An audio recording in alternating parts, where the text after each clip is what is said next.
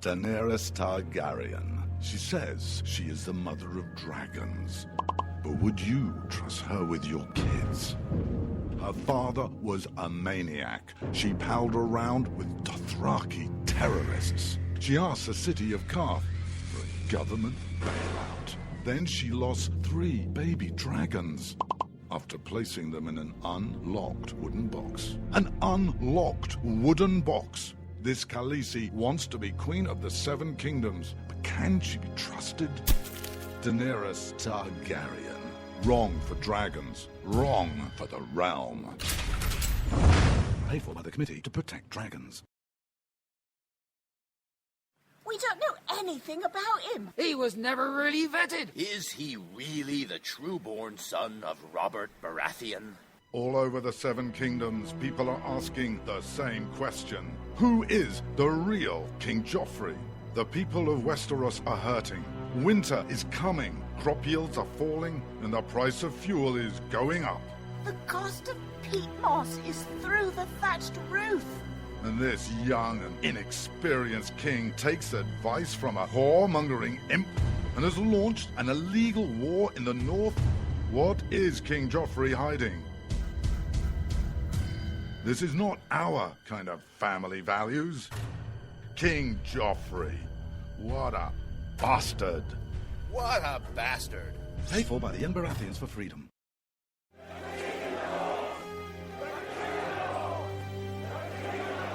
Robb Stark. He's the biggest celebrity in the North. But his father was a traitor. He arrested his own mother. His bastard brother deserted the Night's Watch. And he couldn't defend his own castle. Worst of all, Robb Stark hasn't stopped the wildlings from invading our lands and taking our jobs. He even has an illegal alien for a nanny. And now he wants to be king in the North? King? Some people say he's really a wolf. Some people say he eats dead people. We can't wait until it's too late. Send a raven to Winterfell now and tell Robb Stark to go back home. Stop eating dead people and defend the damn wall. This ad paid for by Crossbows GPS. You shouldn't have to pay to talk to the people closest to you, or the people who used to be. That's why Umbrella Wireless is proud to announce the new Friends, Family, and Recent Ex-Girlfriend plan. Now you'll get unlimited calls to your best buddy, your mom, or Cindy, once she realizes that you're seriously meant for each other and should stop screening your calls. Now the 30 minutes of agonizing silence where you're both afraid to hang up may drain your battery, but it won't drain your wallet. And you'll get unlimited calls just to check if she still cares enough to pick up, with no extra charges. With the Friends, Family, and Recent Ex-Girlfriend plan, your phone will automatically answer calls from your ex, because maybe she finally realizes that you're the only one for her and wants to get coffee sometime. Now, after lonely nights of looking at pictures of the road trip you took together when everything was great, your misspelled texts are absolutely free. The only thing you have to pay for is the booze. The Friends, Family, and Recent Ex-Girlfriend plan, because she wants you back. She just doesn't know it yet.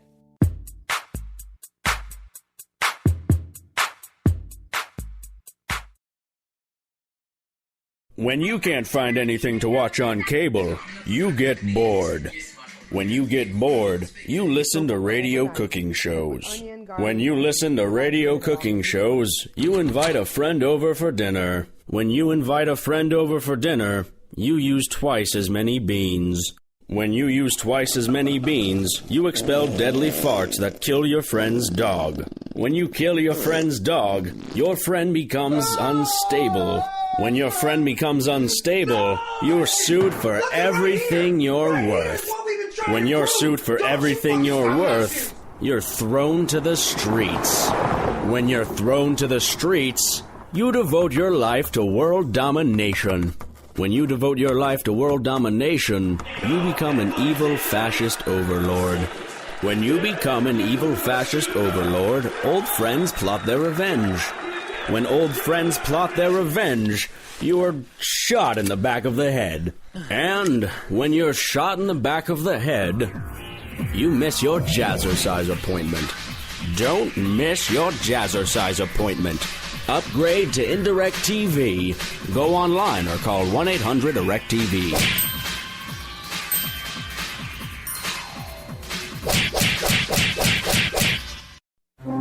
Millions of Americans every day are shedding unwanted pounds by taking tested and proven Ultra Lipo Stick. Carbohydrates are bad, bad. Our carbo-fighting antioxidant is good, good. Just listen to these satisfied customers. My name is Gail, and I lost like 20 pounds on Ultra Lipo Stick. My name is Jared, and I lost 46 pounds using Ultra Lipo Stick. My name is Zach, and I actually gained weight. This stuff sucks! Ultra Lipo Stick is safe and easy to inject. Just 3 doses 4 times a day discreetly underneath your fingernail. Listen to this. I used Ultra Lipo Stick and suffered from side effects like uncontrollable greasy discharge. Ultra Lipo Stick, it turned the armpits of all of my shirts orange. This stuff is crap. Try it today and see some real results. Ultra Lipo Stick. Not available in stores. Results may vary.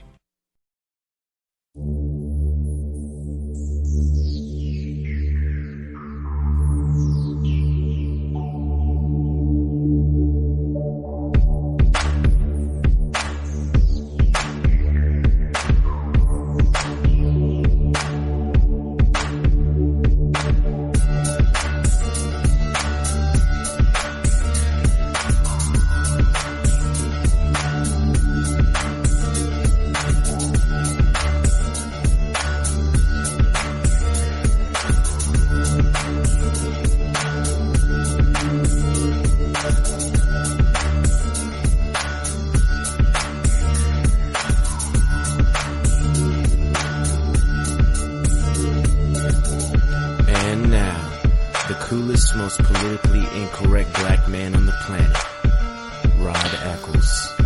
Hello, my fellow Americans. Yes, it is I, your lovable host, El Rod, coming to you live from my bunkerized home studio somewhere within the great granite state of New Hampshire, where the state motto is still live free or die. It is not big government or bust.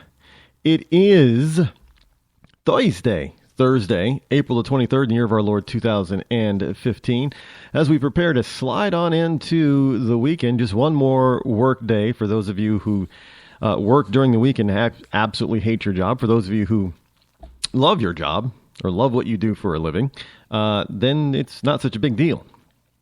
In fact, I know people who actually hate the weekend. No, I'm not one of those people, however. I happen to love the weekend, but I also happen to love the other 5 days of the week as well. It's always pretty sad when you, out of 7 days, you only look forward to 2. I mean, God gave you 7 days a week, not 2. So if you're really regretting or hating or despising Monday through Friday, or whatever the 5 days that you work are, then it's probably a clue to you that you need to move on to something else, do something different. I just implore you, do not go to work for some, liberal idiocy company or group or organization, because you're going to drive yourself insane, especially, if you are a right-brained, right-thinking, logical type of person. They will drive you insane because the liberals are just full of hypocritical ideas, hypocritical thoughts, and they probably won't even like you anyway. And even though you're supposed to accept everything about all of them, they will accept no part of you if it's on the right side of center. And if you're on the left side, you better be the correct kind of liberal. You can't be the average, Joe liberal and Jane liberal who really aren't that liberal. They might be slightly left of center. Because if you're just slightly left of center, you're too easily picked off and converted to being right side of center. You've got to be radical. I'm surprised they don't have some sort of mean testing for that. For you to be employed by, like Starbucks. Starbucks is, the CEO is pretty liberal. I'm surprised to be, maybe they do have some sort of means testing before you can become a barista for Starbucks. I would not be surprised. Question is would you be surprised?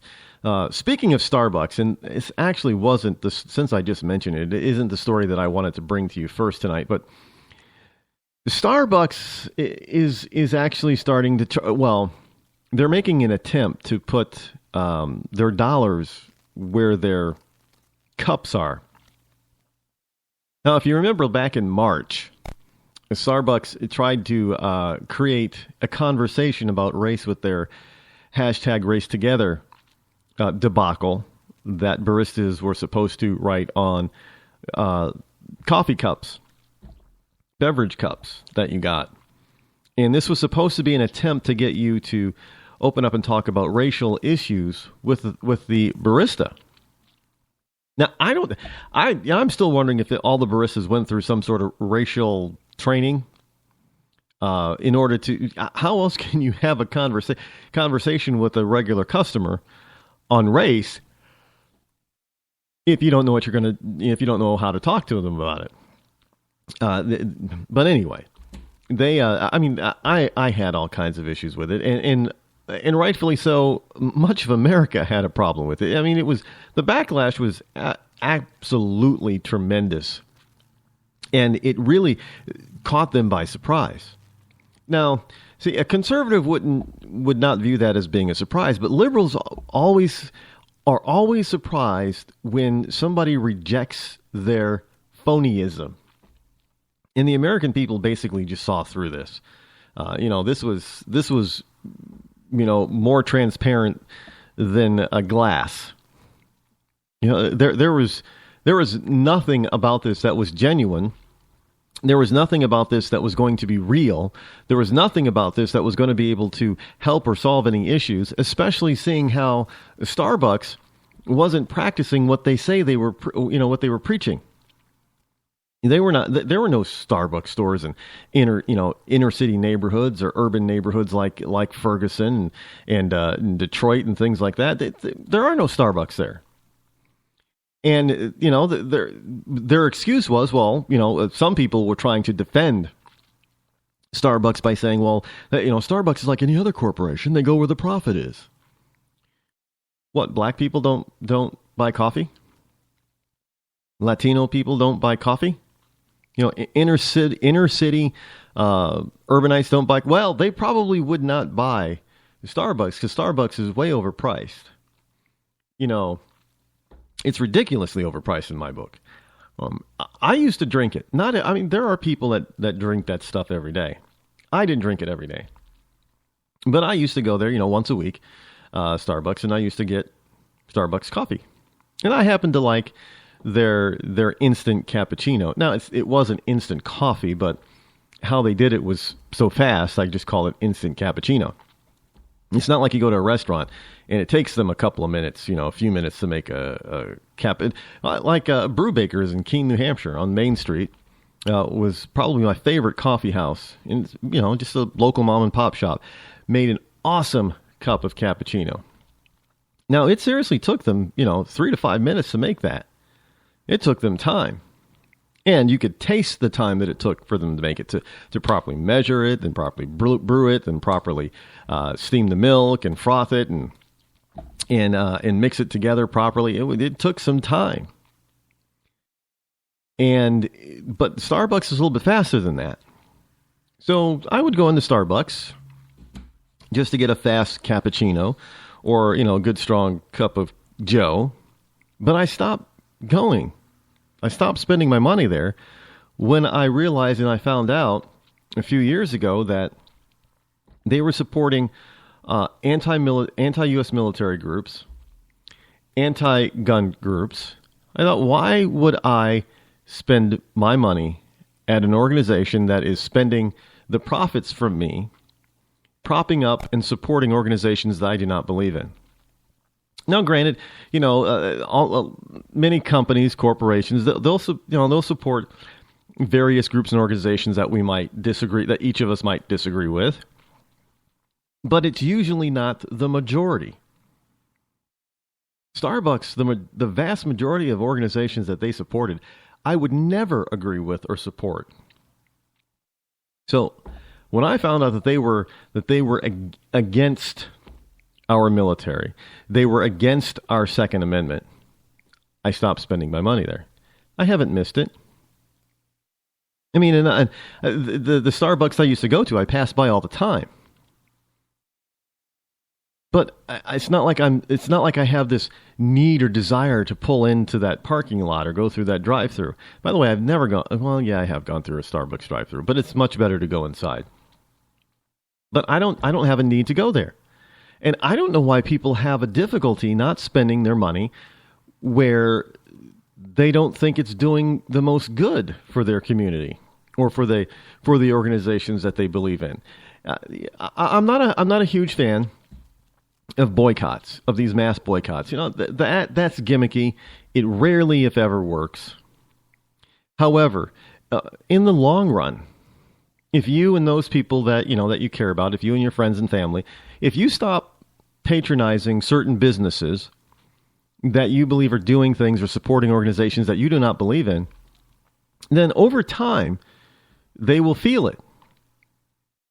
They will. It's not like a month-long boycott. It's not like a week-long, hunger strike or whatever. It's a lifestyle change on your part, not that company's part.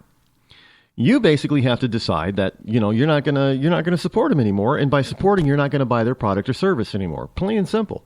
You're going to avoid it. Now, I don't buy any Starbucks product anywhere. I don't care if it's at their store, if it's at the gas station, or if it's, the convenience store, or if it's at the grocery store, because Starbucks has their coffee and I think they have ice cream now too, Starbucks coffee. It's pretty similar with Ben & Jerry's ice cream. Look, I love me some Ben & Jerry's ice cream. I have not purchased a pint of Ben & Jerry's ice cream in about 3.5 years. Because I heard that Ben & Jerry, one of the co-founders, who still gets a lot of money, he's worth billions of dollars because of Ben & Jerry's, and he still gets his dividends and everything from Ben & Jerry's. Again, another person who's against our military and against the Second Amendment rights. I'm not going to support him.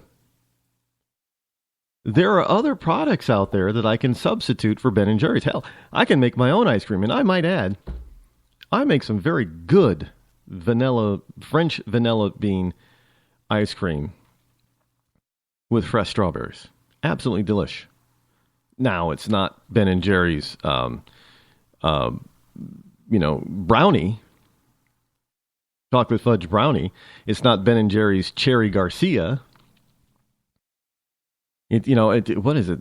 Napoleon Dynamite, I think, is their Neapolitan version. It's my two favorite Ben & Jerry's ice creams flavors together. I haven't bought it in 3.5 years because I refuse to give my money to an organization that is going to support organizations that are diametrically opposed to what I believe in. And that would be, that's.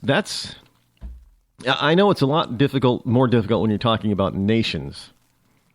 It's a lot more difficult for people to purchase, say, buy all American, because sometimes it's even with the internet. Sometimes it's hard to find certain products that are manufactured here in this country, which is unfortunate.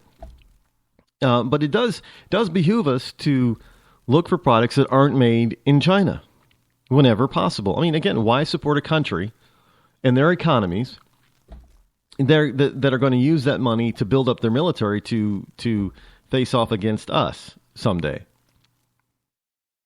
And this is why I don't understand people who love Apple, including Rush. Rush is a huge Apple fan.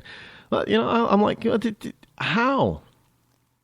Maybe it is a very good product in general, but some of their products are made in Chinese factories.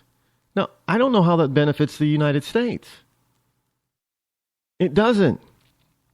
Because it's not as if, the Apple products are cheaper because they're made in China. Oh, no, they're not. Speaking of, pricing and making a profit, Apple products are grossly overpriced in my book. And they're making huge. Apple is, in the top 5 most valuable companies on the planet. I mean, they were number one for a while. I don't know if they still are, but they were the most valuable company on the planet at one point. And they may still be.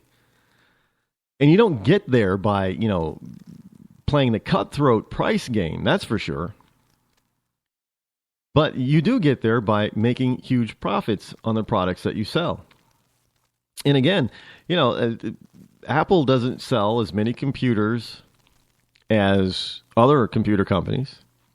They do corner the market on the iPod, and they do have a significant share of the of the tablet market with the iPad, and they have a significant share with the cell phone market with the iPhone. But when it gets right down to it, what they don't have is the iCare, which I don't care. So, yes, I have an iPad Mini. I didn't buy it. It was given to me as a gift, and I like it. There's nothing wrong with it, but it was given to me as a gift. What am I going to? No, I'm not going to accept your gift because it's an iPhone. It's an iPad from Apple.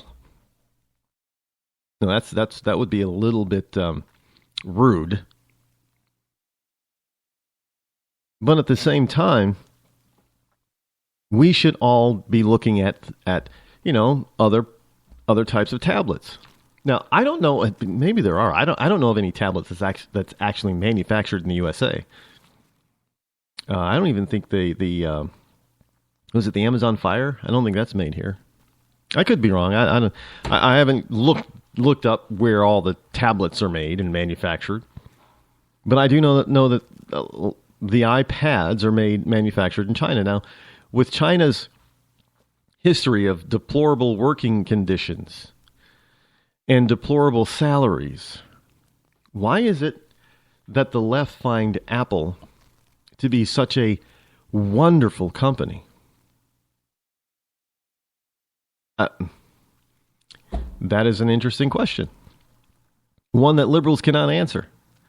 If you remember the Occupy Wall Street takeovers across the country, what is it? The Apple phone, the iPhone 4 or 5 came out at the time, and those nut jobs are standing in line to get an iPhone, and while they were disparaging and dumping on corporate America, but for some reason, Apple was okay. And Apple was the most expensive phone based on what it was in the market. But yeah, they went over to it. But it's just the hypocrisy. They cannot seem to put their actions where their mouth is. Which, although it was a stupid move, you can kind of say at least Starbucks tried. It was a very poor attempt and a very poor try, but at least they tried.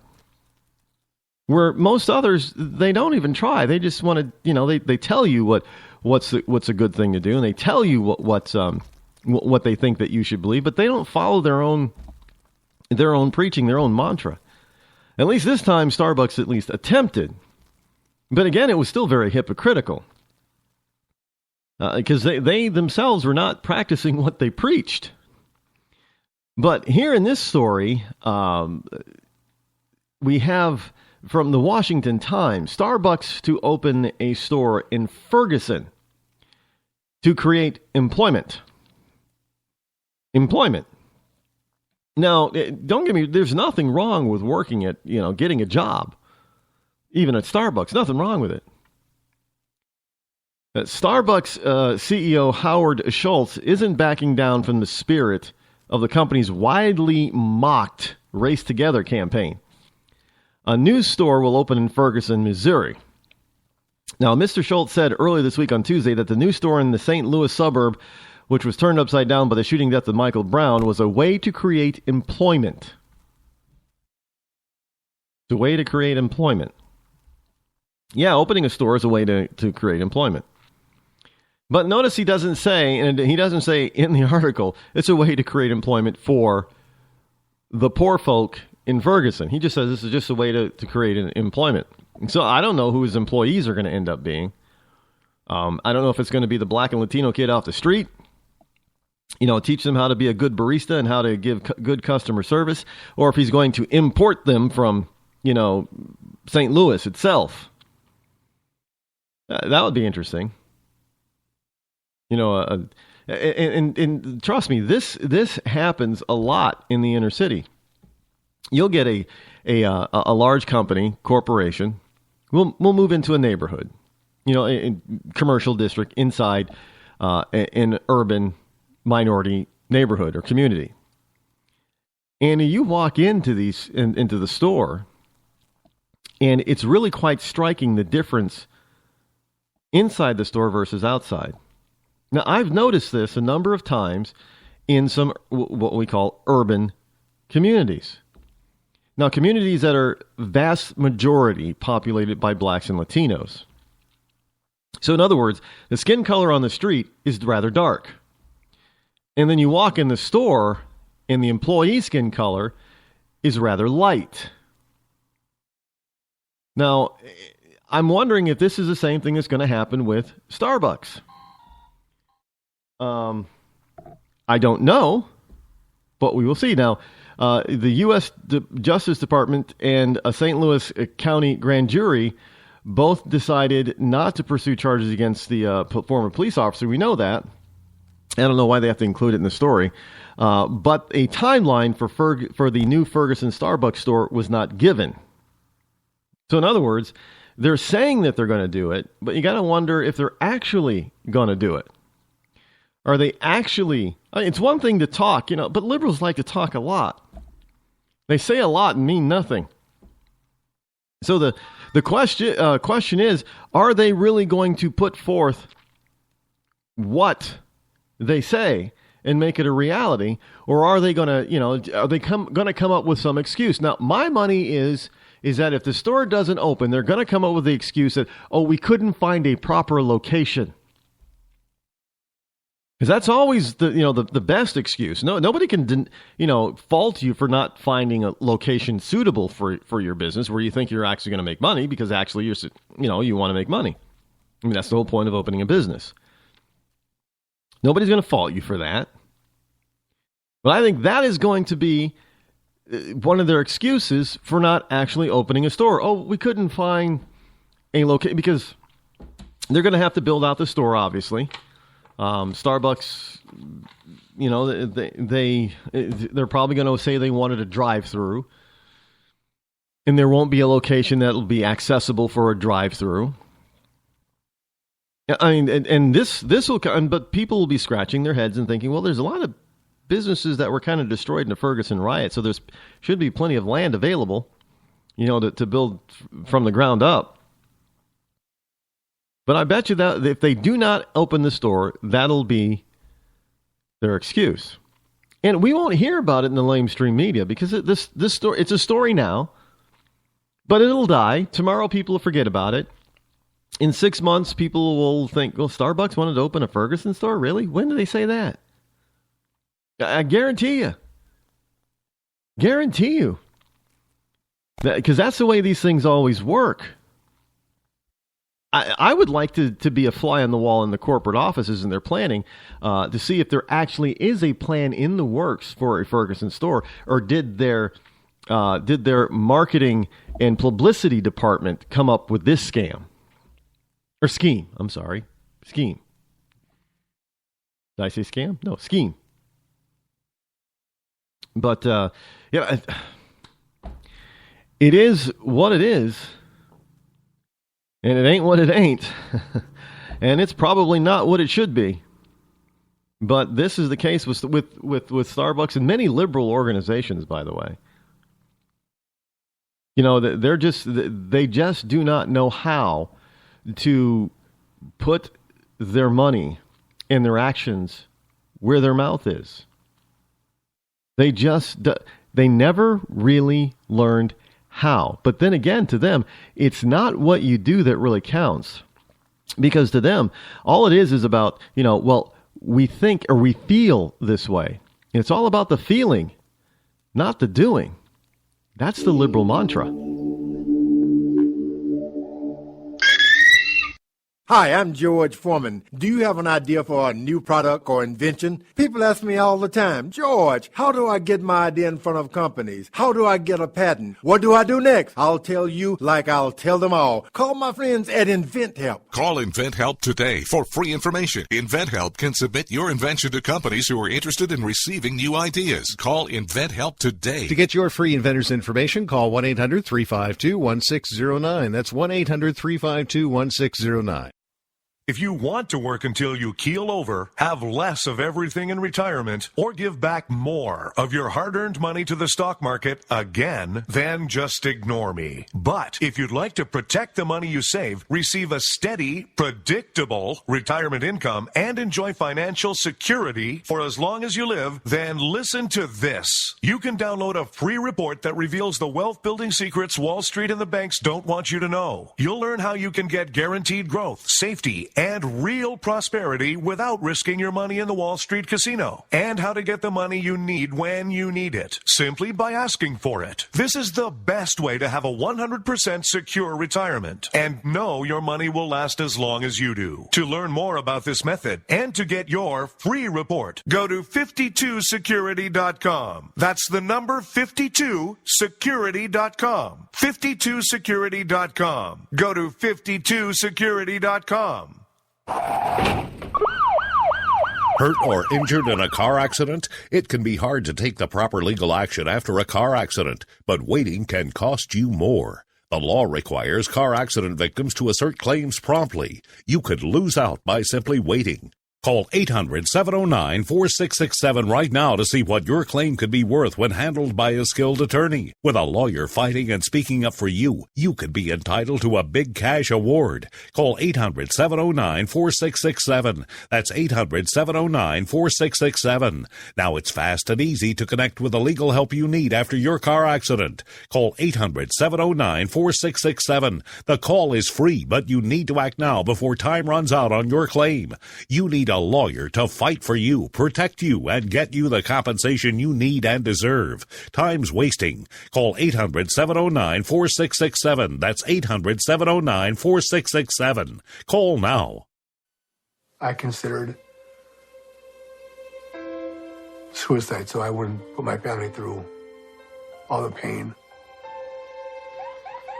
Many of our warriors are returning home from the battlefield, only to face a new war as they struggle with devastating injuries. At Wounded Warrior Project, we understand.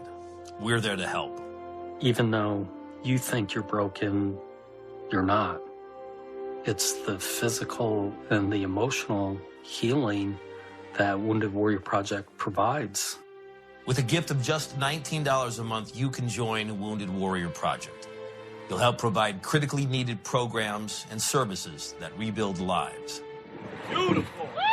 There you go, buddy. The ongoing needs of our wounded and their families will continue for many years to come. Now is the time to show your support. Call now or go online with your gift of just $19 a month, and we'll send you this Wounded Warrior Project blanket. It made me feel that there's people out there that care about us. After this event, we can finally maybe start to heal as a family and move forward. We need your help. The families are hurting. For many of our wounded heroes, the greatest casualty is being forgotten. That's why your gift of just $19 a month is so important. Please, call or go online right now. You shouldn't have to pay to talk to the people closest to you, or the people who used to be. That's why Umbrella Wireless is proud to announce the new Friends, Family, and Recent Ex-Girlfriend plan. Now you'll get unlimited calls to your best buddy, your mom, or Cindy, once she realizes that you're seriously meant for each other and should stop screening your calls. Now the 30 minutes of agonizing silence where you're both afraid to hang up may drain your battery, but it won't drain your wallet. And you'll get unlimited calls just to check if she still cares enough to pick up, with no extra charges. With the Friends, Family, and Recent Ex-Girlfriend plan, your phone will automatically answer calls from your ex, because maybe she finally realizes that you're the only one for her and wants to get coffee sometime. Now, after lonely nights of looking at pictures of the road trip you took together when everything was great, your misspelled texts are absolutely free. The only thing you have to pay for is the booze. The Friends, Family, and Recent Ex-Girlfriend plan, because she wants you back. She just doesn't know it yet.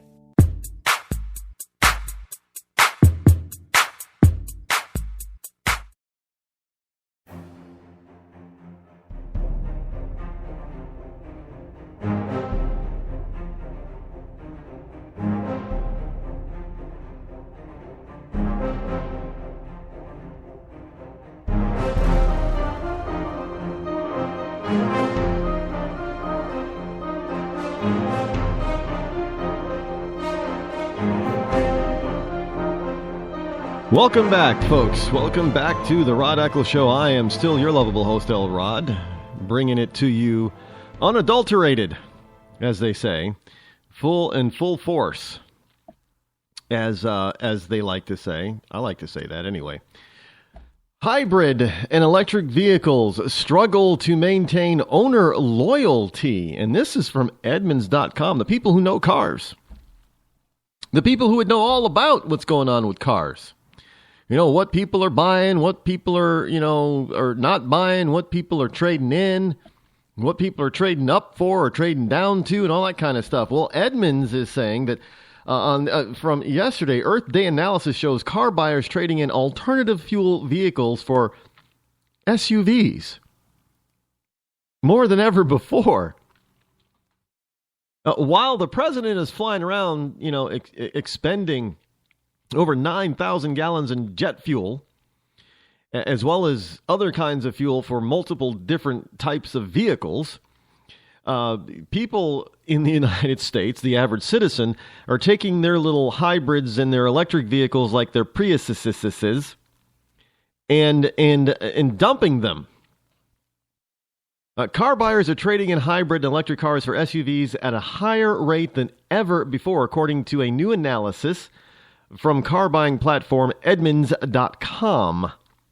Now, the analysis offers a surprising look at how today's gas prices are drawing hybrid and EV owners toward gas-guzzling vehicles at a much more accelerated pace than in recent years. Now, notice how they always say gas-guzzling. Now, understand, if you're buying an SUV today, it's not a gas guzzler.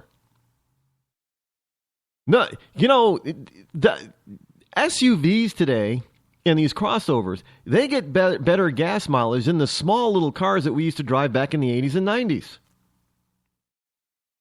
And even today, they're not that far. Many of them are not that far off on MPG as some of these other smaller cars, like Mini. Now, I like the Cooper Mini. I think it looks cute. It's a great little car. I mean, it's nimble, it's quick, and of course, there was the movie with using the minis. But it's for a little car. It's not a smart car. Still say smart cars are dumb cars or death traps. Oh no, they have wonderful crash ratings. Well, there's no metal around you. Don't give me this. They have good crash ratings. No, they don't. There is no crumple zone in those things. Really. I mean, those. My little Scion TC, not a big car, looks like a full-size sedan parked next to one of those things. Smart cars. I mean, that's how tiny they are. I mean, if you were to chop a Scion in half, that would be about the size of a smart car. No, thank you. Especially in a nation where there are cars. I mean, I have seen these little smart cars driving down the highway heading into Boston. Now, let's face it, Bostonites, greater vicinity Bostonites, there's a lot of people with a lot of money around here. And they tend to buy bigger vehicles. Now, one of the things that, just about everybody looks small compared to a tractor trailer, semi-truck, right? So I'm not going to compare it to that. But to a regular Ford F-150 or 250 or a Dodge Ram or even a Chevy Silverado, those things look, I mean, it looks like you could slide those smart cars underneath those trucks, those pickup trucks. I mean, that's how ridiculous. It looks like they're riding in go-karts down the highway. And I look at the people inside, and they're driving with pride. But then I looked online for the gas mileage of these things, a few years ago. It's not that great. I mean, the Scion TC with nearly 200 horsepower gets almost the same gas mileage, almost as good a gas mileage as the much pricier smart car. And that's the other thing. Those things are not cheap. There's nothing to them, but they're not cheap. And then you got the stupid little ugly. I'm sorry, I think the Prius looks ugly. I don't know it looks like a bread basket to me. I don't know what it looks like, but it is, to me, they're ugly. I don't think they look cool at all. And I think they've always looked ugly. But that's my personal opinion. I wouldn't buy the Prius simply because I don't like how it looks. I would turn it down because of how it looks. And those things are, again, more costly than my Scion. Now, I know a lot of people are out there saying, well, Rod drives a Scion, a little dinky car, because I don't want to make a house payment for a vehicle. That's why. I don't like car payments. Just so people know, I don't like car. I own my car outright. I paid it off early. I don't like car payments. I never have liked car payments. When I had my first car payment and I had to spend, what was it? I think it was $75 a month. I hated that. I was so happy to be done with it. When I had my first car payment, I was so happy to be done with it. It was ridiculous. And it just so happens it was on a Mustang GL. It was a 1983 Mustang GL. And I think it was $75 a month. I don't remember, but I remember the cost of the car. The car cost me like $4,000, and it was like a 4-year note or something. I don't remember the interest rate and all that kind of stuff. But yeah, it was a little less than I think it was a little less than $100 a month. It was around 75 or so. But I hated that car payment. I tried so hard to get rid of that car payment early. I was so happy when I did because I got the title. Then it was mine. It was my car. That's another thing that a lot of these people just do not understand. They always talk about, well, this is my car. No, it's not. Until you get the title free and clear, it's the bank's car. It's the lending institution that lent you the money on that vehicle. They own the car. And even if you have one payment left and you don't make that payment, you will find out within a couple of months who owns the car because they'll come and take it. It's called repossession. Why do you think they call it repossession? Repossession. Because they, in their eyes, in their mind, possessed the vehicle first. They have the lien on it. They have first dibs on that thing. So if you don't make a payment, even if your payment is $75 a month and you only have one payment left and you don't make that $75 payment and you go, for whatever reason, and it's 6 months later, they will come find that vehicle and take it. Because you don't own it.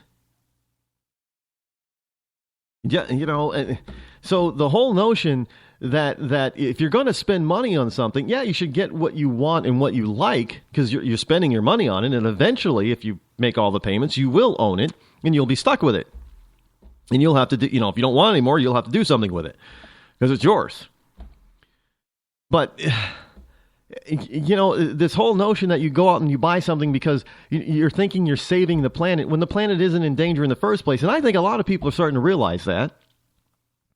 They're realizing, why the hell am I paying a premium to save the planet when the planet isn't in danger? And I don't like this little thing anyway. So they're trading, and it doesn't do what they want it to do. It probably doesn't have the power or the acceleration or the MPGs that they thought that they were going to. Remember when the Prius first came out and they were touting 50 or 60 miles per gallon? And people were complaining that they were barely able to hit 40. Remember that? And Toyota had to readjust how they calculated the MPG. I remember that. And because people were upset. I'm not getting 50. I'm getting 38 miles a gallon, man. And they were upset. Well, 38 miles a gallon is pretty good, but that's not what they thought they were getting. That's not what they were paying a premium for. They were paying the premium for those cars because, you're on a waiting list for a while if you wanted to get a Prius. And I remember back in the early 2000s, I said, when I first saw some of the electric cars, mass-produced electric cars, I think Honda had one, Insight, right? A Honda Insight. Every once in a while, I see one of those running around. And I remember saying, I would love to have an electric car because then I wouldn't have to go in a gas station anymore. I would love, they're so cool. But then when you looked in and you realize, so they can only go about 50 miles on a charge. Well, hell, man, hell's bells. It's like, it's 45 miles into Boston at the time where I was living. And if you're stuck in traffic, forget it. You're not going to make it to Boston. And even if you do, you're definitely not going to make it home. So you better have a charging station at the parking lot that you park your car in. Because if you don't, you're not getting home. So they had no range. And then somebody decided, well, you know what? Seeing how these battery-powered cars don't have any range, nor do they have any real power, how about we add a little small engine to it? Well, somebody thought that was a good idea. Good idea in theory. But practicality, when they first came out with them, didn't live up to expectation. And even today, I do not think that these hybrids and these electric vehicles are living up to expectation. I know Nissan put a lot of money into their Nissan Leaf. I have never seen a Leaf on the open road. The only place I've seen a Nissan Leaf is at the car dealership lot. I have never seen anybody drive a Leaf. I mean, you want to talk about high-tech Star Trek type of gadgetry in the cockpit when you're sitting in it behind the driver's wheel. Sure, it looks kind of cool inside. The Leaf on the outside, it looks, looks about as safe as a smart car. And it's about it's a little bit bigger. It's not that much bigger than a smart car. But again, I wouldn't be driving it down the highway. That's a kind of a car that, if you don't want a motorcycle, that's what you get for driving around town in, running errands. You go to the grocery store, you go home. Go to the drugstore and the video store, and the red box, and you go home. You don't take it anywhere. It's strictly an around town errand running car. But you couldn't do a lot of errands because there's no storage in those things because they're so damn small. And this is what people are figuring out. They have needs that are much bigger than these vehicles. And the vehicles are not producing or performing the way they wanted them or believed that they would perform. So according to Edmunds.com, about 22% of the people who have traded in their hybrids and EVs in 2015 bought new SUVs. 22%. Almost a quarter. The number represents a sharp increase from 18.8% in 2014 and is nearly double the rate of 11.9% just 3 years ago. Overall, only 45% of this year's hybrid EV trade-ins have gone toward the purchase of another alternative fuel vehicle, down from over 60% in 2012. Never before have loyalty rates for alternative fuel vehicles fallen below 50%. Now they have. And some people are saying, well, it's because the price of gas is so cheap now. No, it's not. I'm sorry, but gas is a lot cheaper than what we've been used to paying. That's simply because we've been used to paying almost double over the past few years under Obama. So when gas gets down around $2.25, it seems like a bargain at first. And people are still realizing, well, I'm still spending $25, $30 every week on a fill-up. Well, at least it's not 50. But that's not why people are turning them in. It's not because gas is cheaper, because we are quite aware that this is probably temporary. This respite in gas price is temporary. Trust me, it's oil countries like Saudi Arabia and the cartels like OPEC are not going to stand by and lose all that extra profit for very long, especially now that you've got Saudi Arabia actually using their military for a change. Actually using military and actually dropping and using and exploding real bombs cost a lot of money.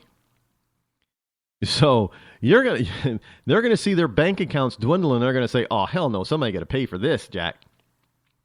And they're gonna jack up the price of oil. Just watch. It's not going to be down for long. That's the other thing people have to realize. Even though we're not doing anything in the Middle East, and you know what? I'm not hearing all the lefties out there complaining, because they used to say, well, hey, let them, don't put our military in danger. Let them take care of their own mess. And now Saudi Arabia and Egypt and other nations in the Middle East are trying to take care of their own mess. And we hear people here even on the left. Well, should we really let them do that? I mean, we shouldn't commit to ground troops or anything, but this could escalate out of control. Well, look, either you want us involved or you don't. None of this. Well, it's only expedient. It's political expediency to be against whatever's happening at the moment. So I'm sure they're going to, politicians are probably going to come back and say that you American people, you guys are just selfish and evil and cruel for dumping your hybrids and electric vehicles. You want to kill the environment. When, by the way, if you remember the story I brought to you last week, China is now the world's biggest polluter, not the USA. So are we really killing the environment, or is it now China? I don't see many environmentalist leftist wackos, chaining themselves to trees in China. And I wonder why. Is it because China would probably still cut the tree down with the protester chained to it? Yeah, they would. So, because they're not putting up with that kind of stuff. But we in this country, we get to exercise our freedom of speech. And we can protest. To a degree, we can protest. And that's one way that we can protest, by chaining ourselves to a tree while we're hugging it so people can't cut it down. Because we have to, if you're a lefty, you have to honor the lefties' right to free speech. But God forbid if you're a righty and you want to, express your own free speech opinions. Oh, no. That's not possible. I'm sure that I am understanding that on my Facebook fan page, and I already know this on Twitter, that there are leftists who are liking the page, so they can then make comments and stuff. And I understand that there's a couple of wonderful lefties who are making all kinds of interesting comments on the page. I don't mind. Let them show off to be the total idiots that they are. I know I get hit quite often on Twitter from lefties, and that's fine because I fire right back. I'm not afraid to fire back because they're stupid idiots in my book. I call them out. And usually after I call them out, they go silent. Because they can't scream and shout me down on Twitter or Facebook. Yeah, but, they try to in person or over the air, which doesn't work either. Because I have a big voice. And I know how to use it. And there ain't no way in hell anybody's going to shout over me. It just ain't going to work. So y'all better, y'all liberals better come up with a different tactic, because shouting, it may work. If I were giving a speech and they were protesting against me, oh no, I'd be like a Chris Christie, man. I'd be jumping all down them, and I'd be shouting over. I would shout my speech, because there ain't no way that these people are going to be shutting me up. No way. Come hell or high water, they're not shutting me up. And I'm going to tell them point blank, people don't like your stupid smart cars. They don't like your hybrids, and they don't like your electric vehicles, except for the Tesla. Amazing. Tesla comes out with an electric vehicle that has a decent range, has great power. I mean, they have one of the world's fastest cars, super sports cars, and it's all electric. But, people are talking about, well, they were trying to make it very difficult for Tesla to sell their cars because they wanted them to go through this dealership network. And Tesla was like, that's only going to raise the price of the car, and it's already expensive enough. We want the public to be able to afford this. And, of course, the dealers of America are saying, no, there's a law that prevents you from doing it. So Tesla basically says, well, if your state doesn't allow me to sell this car directly, then we're not going to sell it in your state. And they took New Jersey to court, and I do believe they won. And Tesla doesn't even really have dealerships like a dealer does. They have a showroom. Now, I've never been in one, but this is what I understand. They have a showroom And I guess they have the models, one model of each of the whatever that they have, models that they have for sale. And you get to look at them and sit in them, all that kind of stuff. But I don't think you get to test drive them. But if you want to get one, there is a computer kiosk. And you enter your order for the model and the options and everything that you want on your Tesla. And then in a few months, just like ordering going into a dealership and custom ordering a vehicle from the factory, from the dealer, it takes a few months, and then it gets delivered to you. You don't have to go pick it up. It gets delivered to you. Now, I find that's a very new and innovative way to do it. Now, yes, granted, I know that people want to test drive these things, but I think it'd be kind of difficult to test drive an electric car because they'd have to come back and recharge all that kind of stuff for the next one. It's not like a gas car. But I think they won their lawsuit in New Jersey, so they're able to open up their little mini showrooms like that in New Jersey. Good for them.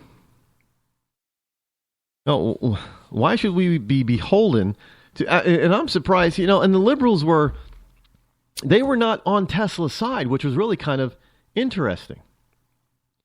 Well, probably because they actually had a vehicle that actually worked that people probably would want, and they're not about that. Liberals, they want you to be miserable because they just want to basically get rid of cars. Don't doubt me on that. They really do. They just want to get rid of cars.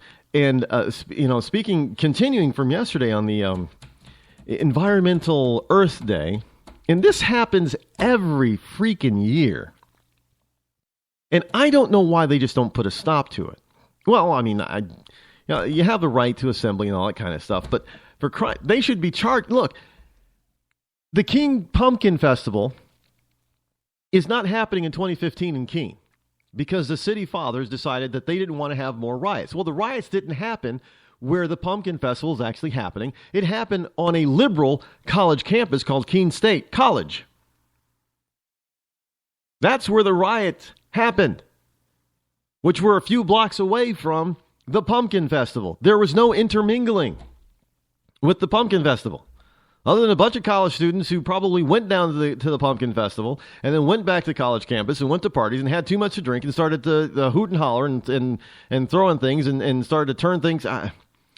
No respect whatsoever. So the King Pumpkin Festival is not going on because of some liberals on a liberal college campus that had nothing to do with the Pumpkin Festival. But here, every single year in D.C., and here's a story. It's from Daily Caller, and it's the D.C. District of Columbia beat. National Mall trashed after lefty Earth Day celebration. The Global Citizen Earth Day, which was held on the Washington Monument grounds, was billed as an event to inspire citizens to take action to protect our planet and its people.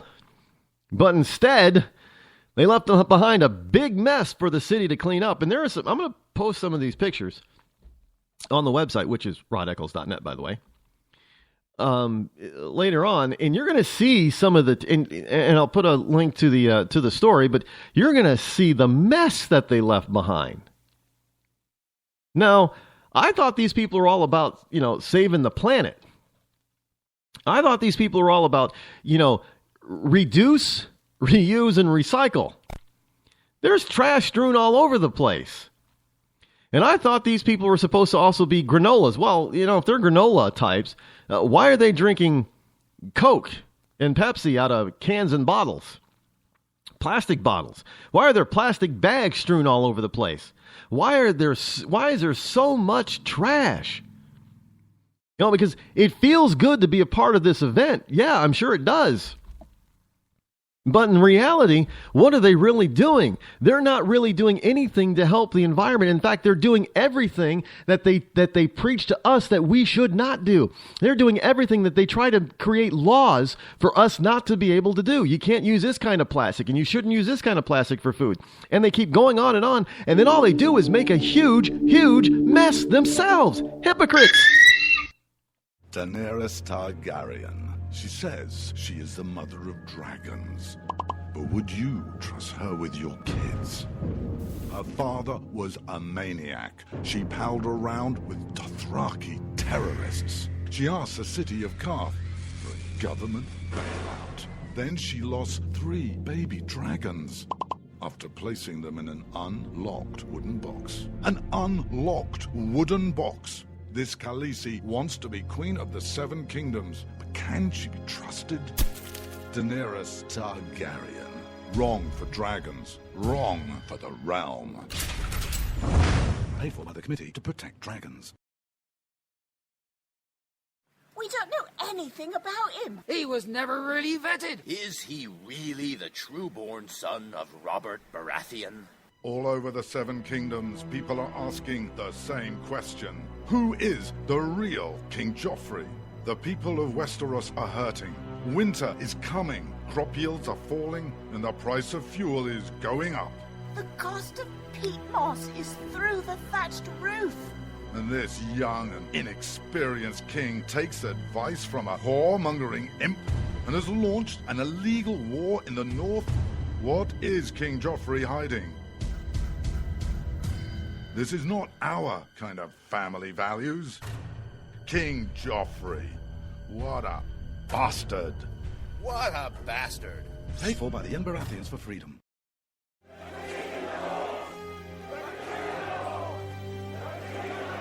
Robb Stark. He's the biggest celebrity in the North. But his father was a traitor. He arrested his own mother. His bastard brother deserted the Night's Watch. And he couldn't defend his own castle.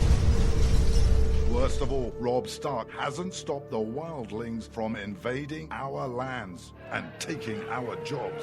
He even has an illegal alien for a nanny. And now he wants to be king in the North? King? Some people say he's really a wolf. Some people say he eats dead people. We can't wait until it's too late. Send a raven to Winterfell now and tell Robb Stark to go back home. Stop eating dead people and defend the damn wall. This ad paid for by Crossbows GPS. You shouldn't have to pay to talk to the people closest to you, or the people who used to be. That's why Umbrella Wireless is proud to announce the new Friends, Family, and Recent Ex-Girlfriend plan. Now you'll get unlimited calls to your best buddy, your mom, or Cindy, once she realizes that you're seriously meant for each other and should stop screening your calls. Now the 30 minutes of agonizing silence where you're both afraid to hang up may drain your battery, but it won't drain your wallet. And you'll get unlimited calls just to check if she still cares enough to pick up, with no extra charges. With the Friends, Family, and Recent Ex-Girlfriend plan, your phone will automatically answer calls from your ex, because maybe she finally realizes that you're the only one for her and wants to get coffee sometime. Now, after lonely nights of looking at pictures of the road trip you took together when everything was great, your misspelled texts are absolutely free. The only thing you have to pay for is the booze. The Friends, Family, and Recent Ex-Girlfriend plan, because she wants you back. She just doesn't know it yet.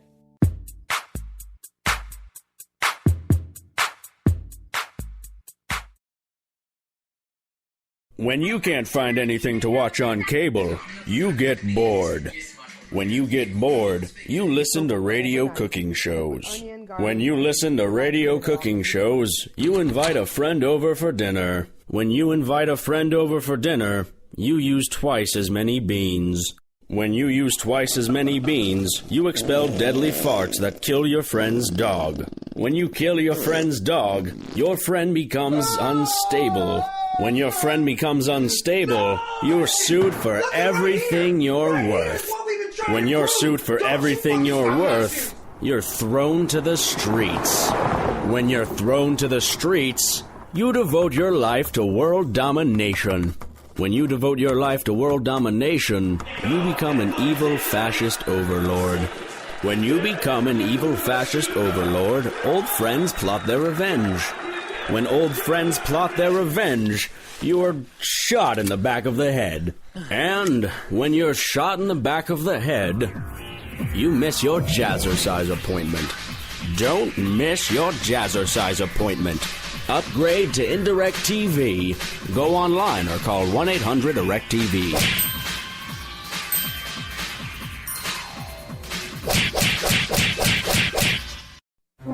Millions of Americans every day are shedding unwanted pounds by taking tested and proven Ultra Lipo Stick. Carbohydrates are bad, bad. Our carbo-fighting antioxidant is good, good. Just listen to these satisfied customers. My name is Gail, and I lost like 20 pounds on Ultra Lipo Stick. My name is Jared, and I lost 46 pounds using Ultra Lipo Stick. My name is Zach, and I actually gained weight. This stuff sucks! Ultra Lipo Stick is safe and easy to inject. Just 3 doses 4 times a day discreetly underneath your fingernail. Listen to this. I used Ultra Lipo Stick and suffered from side effects like uncontrollable greasy discharge.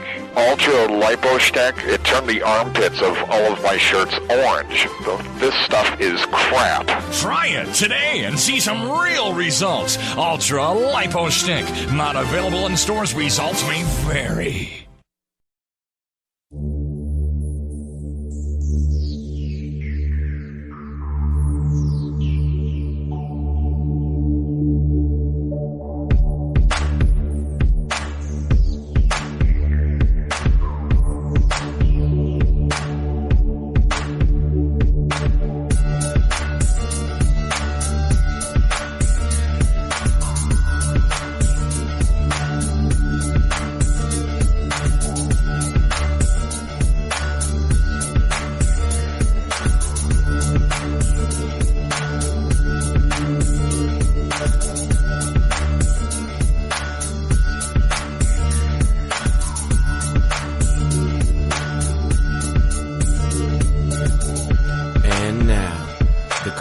Most politically incorrect black man on the planet, Rod Eccles. You know, you can't keep making a mess when you're out there. You know, one of the cleanest events that should be taking place on Earth Day, at all these Earth Day, you know, global Earth Day, Save the Planet, Save the Citizen, World Citizen events. There shouldn't be an ounce of, there should be so little garbage that you should be able to collect it with like one garbage bag. And it should be 100% recyclable. I mean, really, this stuff that you see in these pictures, and it's not just in D.C., it's at events. Anytime that there is an event like this, you know, the Save the Planet type of stuff, and these people leave, the place is a mess. And I know that in some of these convention halls, you know, the janitors and stuff talk about some of the messiest and most disgusting people there are these stupid liberals at these stupid Save the Planet events. How are you saving the planet if you're trashing it? I don't. Well, it's hypocrisy run amok, really. Well, hello, my fellow Americans. It is I, your lovable host, Elrod, coming to you live from my bunkerized home studio somewhere within the great granite state of New Hampshire, where the state motto is live free or die. It is not big government or bust. And I know because I checked again today, as I do almost every day. It is Thursday. It's Thursday already. April the 23rd in the year of our Lord 2015. Man, I mean, time really does fly when you're living life to the. I mean, I don't have enough time in the day to do everything I want, but I don't go to bed frustrated that I usually do not go to bed frustrated, not getting accomplished everything I want to get accomplished because I've had such an eventful and full day. That by the time and I usually get to bed, you know, like 1 a.m. even during the week, and I'm usually up by 6 or 7. Unlike today, I, you know, for whatever reason, I was up really late last night doing all kinds of stuff, trying to do things and figure some. I think I hit the hay at around 3 a.m. And so I got up around 9:30, 10ish today, which is really late for me, especially during the week. Now the weekend is a different story. You know, I can sleep later, but I can't seem to sleep really past 10, no matter what time. I mean, there are times I don't get to sleep until 4 or 5 in the morning, and I'm still, you know, up no later than 10 that same morning. So, and that's due to, you know, some people just look at me and say, well, how do you have so much energy? And are you one of those super health nut freaks? No, I don't. I do take a supplement. But I don't take, you know, these handful of supplements day after day. I mean, I think that's insane. Don't get me, look, I fully believe, I know there are some people out there that don't believe in supplements. I fully believe in getting vitamin and mineral supplements simply because a lot of our food today, and they've proven this by scientific analysis, doesn't have the same nutrition content that it used to have, especially this hybrid and this GMO crap. It doesn't. It just doesn't. And not to mention that the soil has been depleted because commercial farms, they tend to use a lot of chemical fertilizers, which is not the same thing as a natural fertilizer.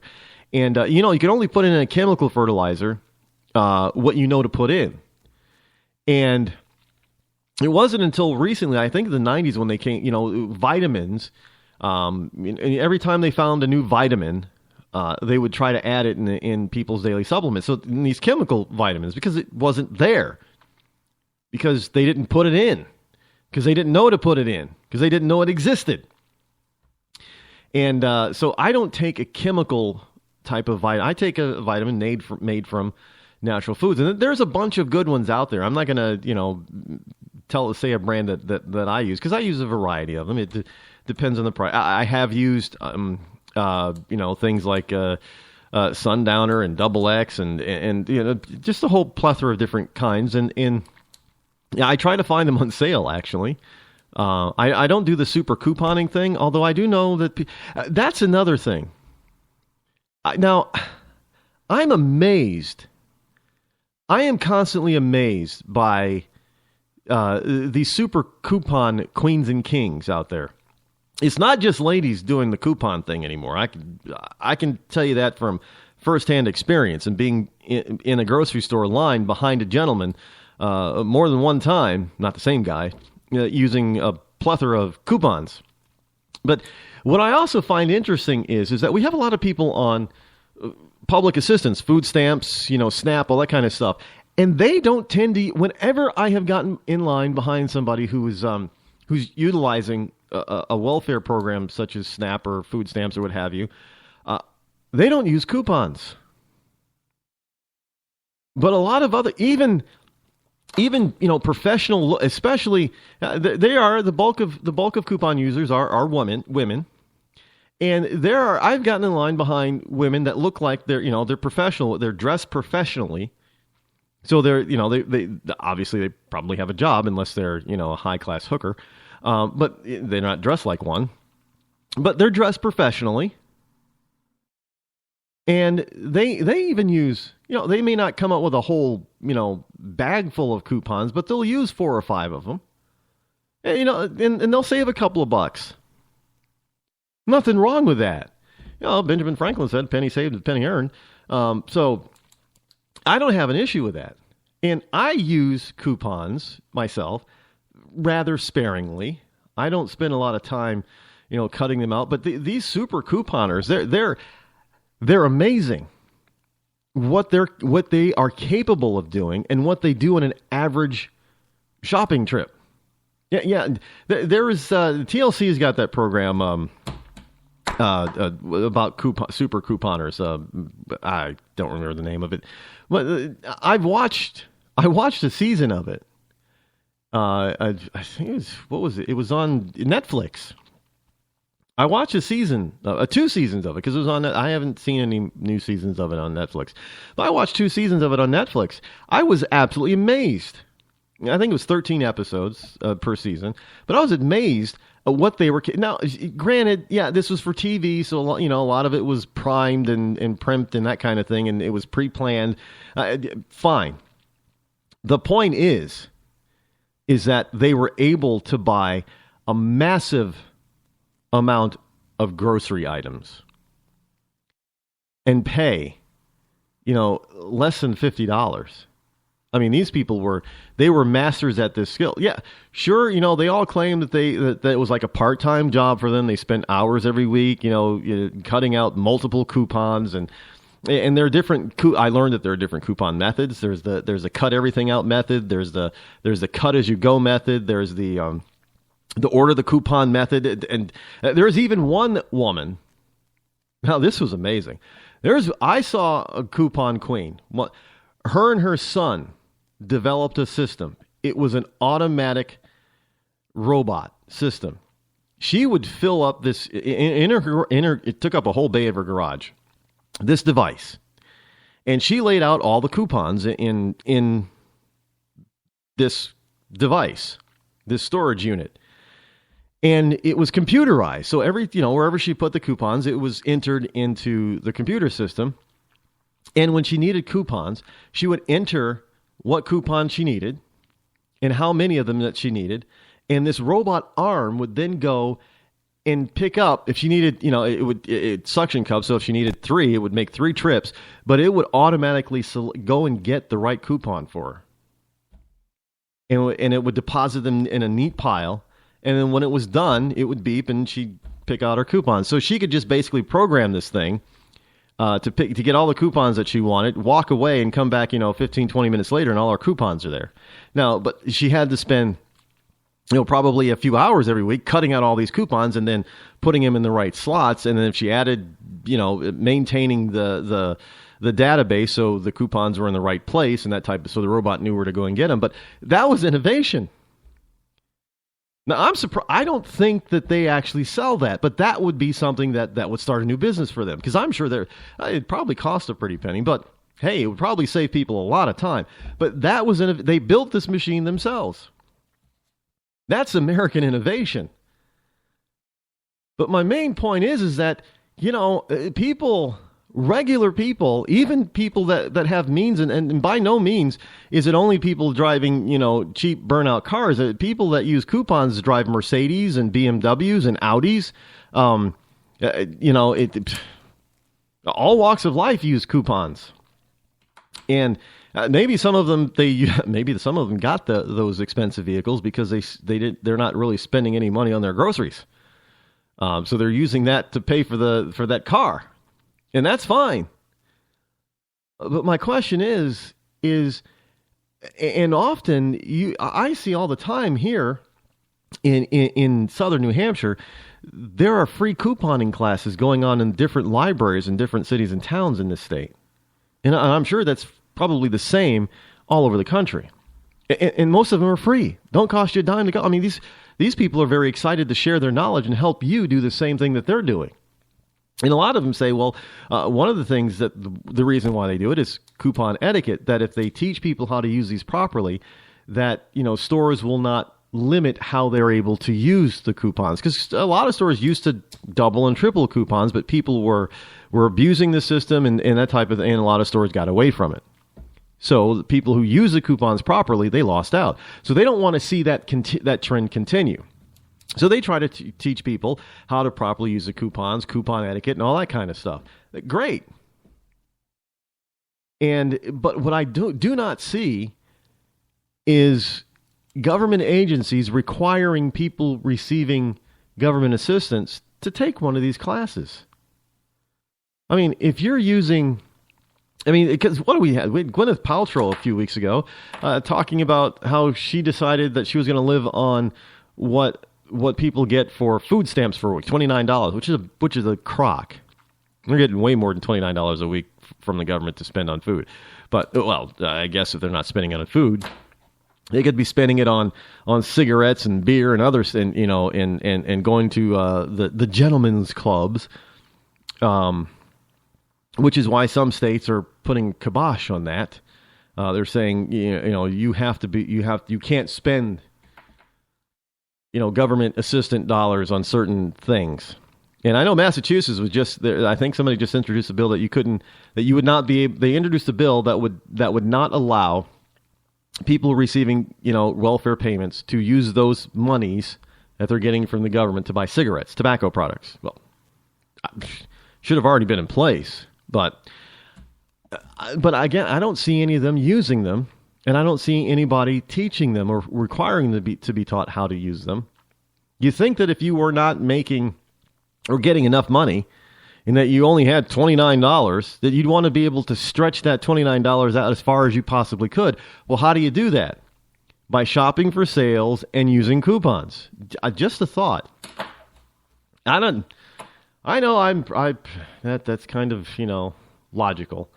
I don't even know how I got on that topic, and I digress too much sometimes, and I apologize for that. No, I don't apologize, because it's on my mind, and which means it's something that needs to be said and discussed and talked about so people understand it and know it, that what's happening out there.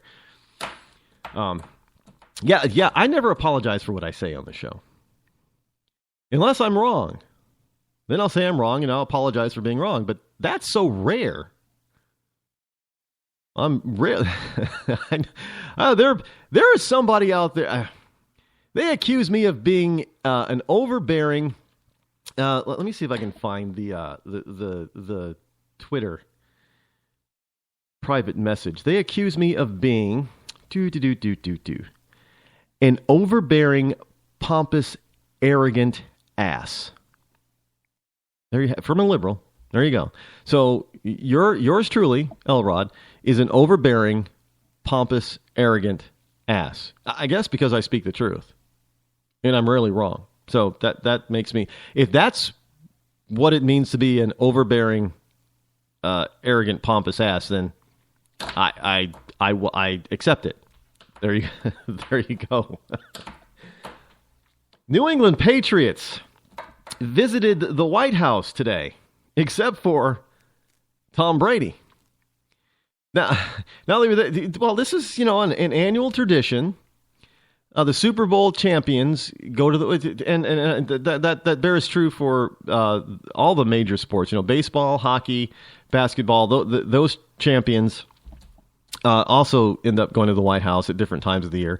But football is usually baseball and football are probably the two biggest media coverage ones.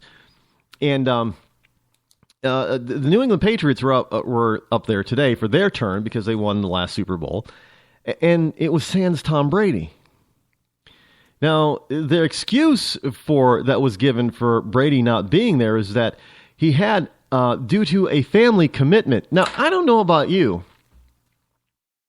but if you're invited to the White House to celebrate with your team your achievement of winning a championship, you kind of move around family commitments unless somebody is either dying and it's a funeral or it's a wedding. If it's your wedding, definitely you miss the White House thing. But if it's a family member's wedding, you probably better not miss it, especially if it's a wedding of a family member on your wife's side. You don't want to miss that. But other than that, other than funeral or wedding, or you're in the hospital yourself, you go, especially when you are one of the team captains, and especially when you are one of the NFL's biggest stars. But Tom Brady dissed the White House event today by not showing up.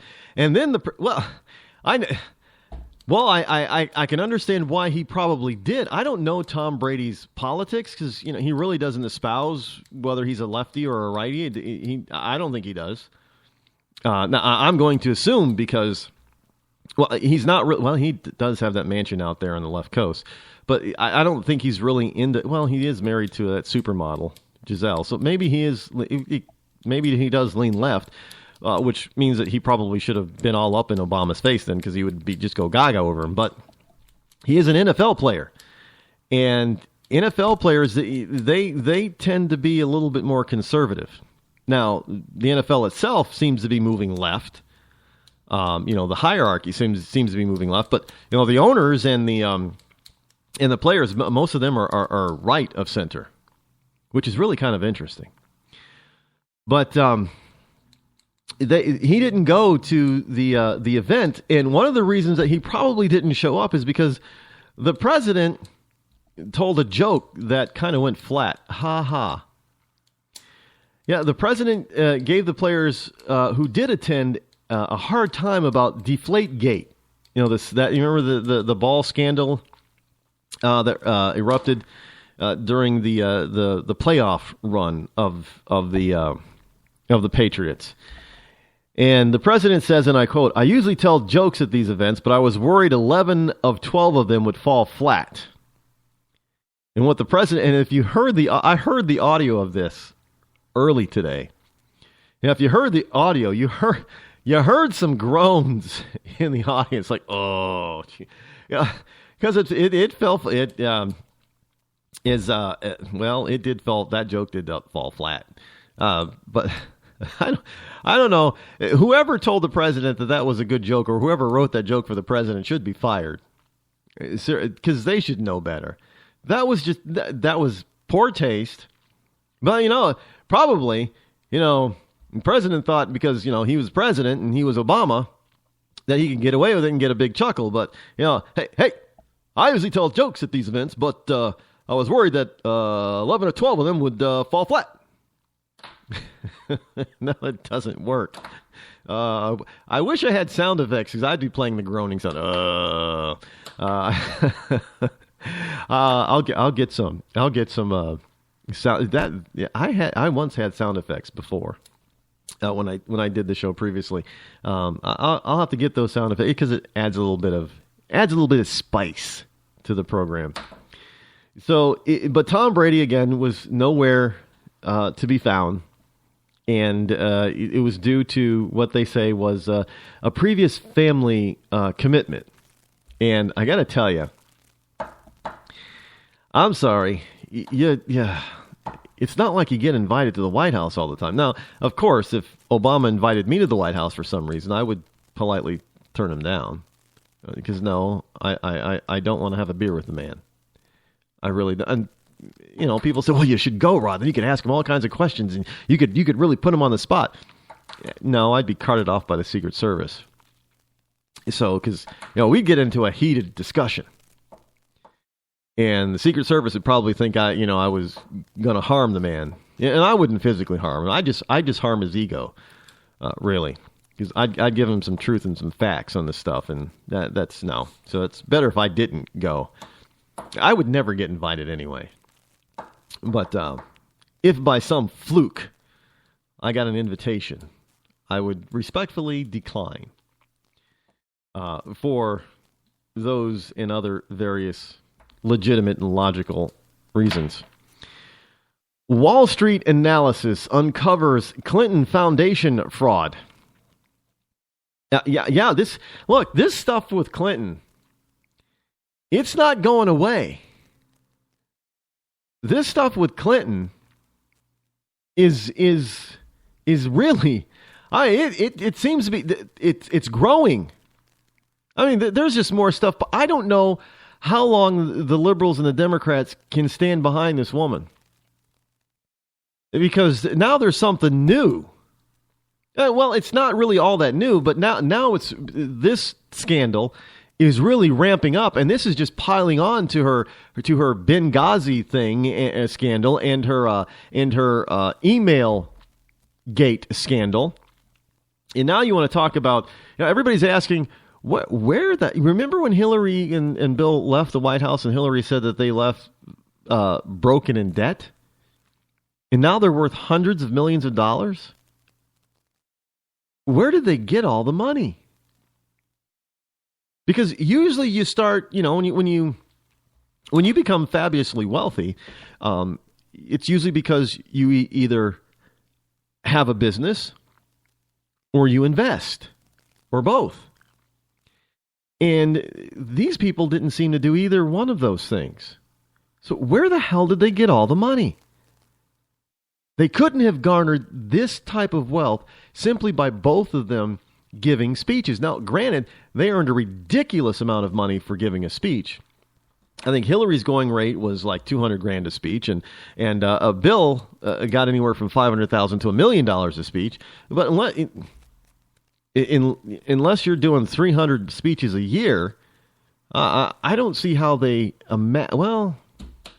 but people are wondering where they amassed all of this wealth from. Now, if you keep it and don't spend a dime, yeah, it can build up pretty quick. But let's face it, they have 2 homes, not cheap.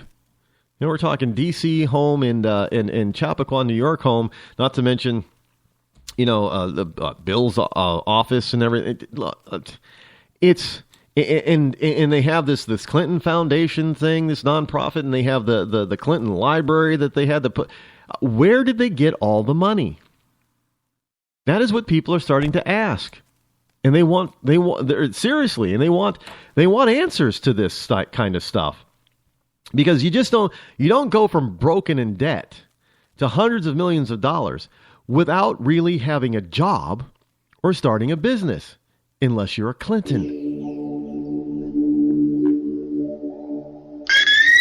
Hi, I'm George Foreman. Do you have an idea for a new product or invention? People ask me all the time, George, how do I get my idea in front of companies? How do I get a patent? What do I do next? I'll tell you like I'll tell them all. Call my friends at InventHelp. Call InventHelp today for free information. InventHelp can submit your invention to companies who are interested in receiving new ideas. Call InventHelp today. To get your free inventor's information, call 1-800-352-1609. That's 1-800-352-1609.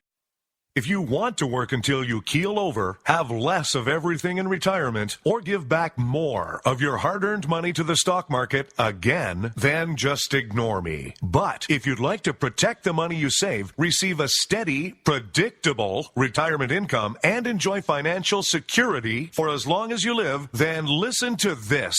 You can download a free report that reveals the wealth-building secrets Wall Street and the banks don't want you to know. You'll learn how you can get guaranteed growth, safety, and real prosperity without risking your money in the Wall Street casino, and how to get the money you need when you need it, simply by asking for it. This is the best way to have a 100% secure retirement, and know your money will last as long as you do. To learn more about this method, and to get your free report, go to 52security.com. That's the number 52security.com. 52security.com. Go to 52security.com.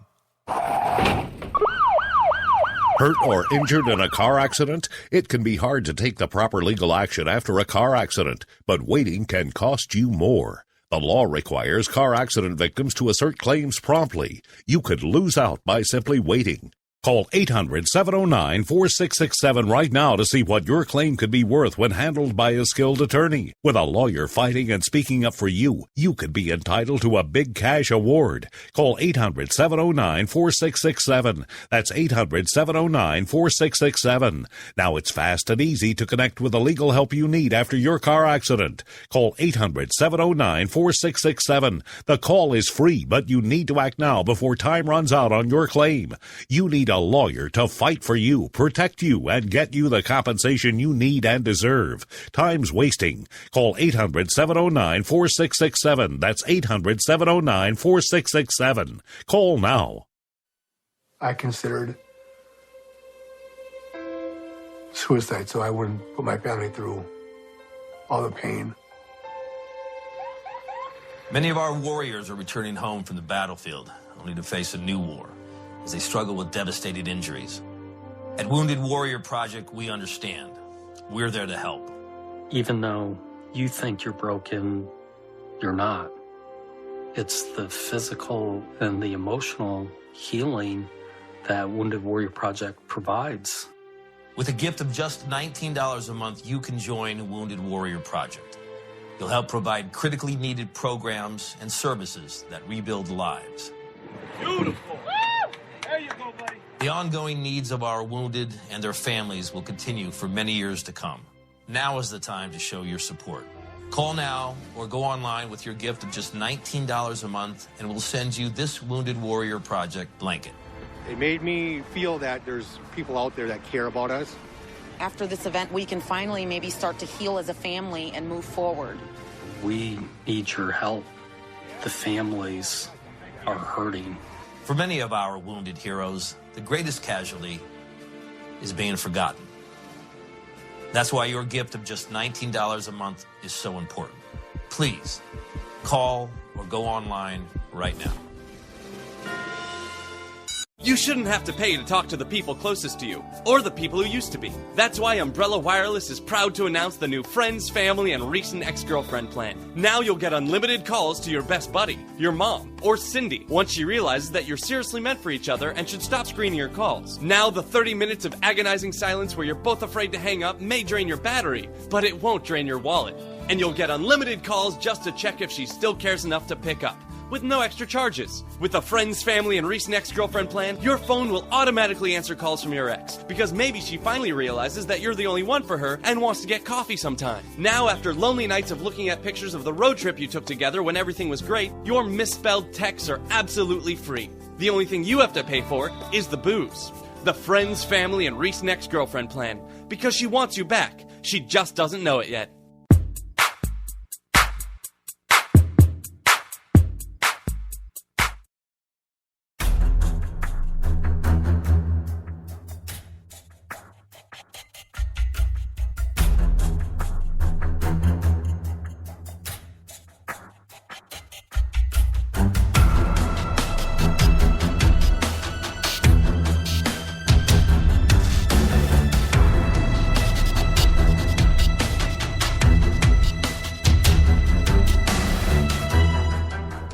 The Bill, Hillary, and Chelsea Clinton Foundation, already under scrutiny for foreign donations, is being accused of fraudulent and possibly criminal management. Is anybody surprised about this? I mean, I'm not surprised by it. I don't know why anybody else might be surprised about it, but here's a story from WND, and you probably heard a lot about this earlier today because this was all over the place.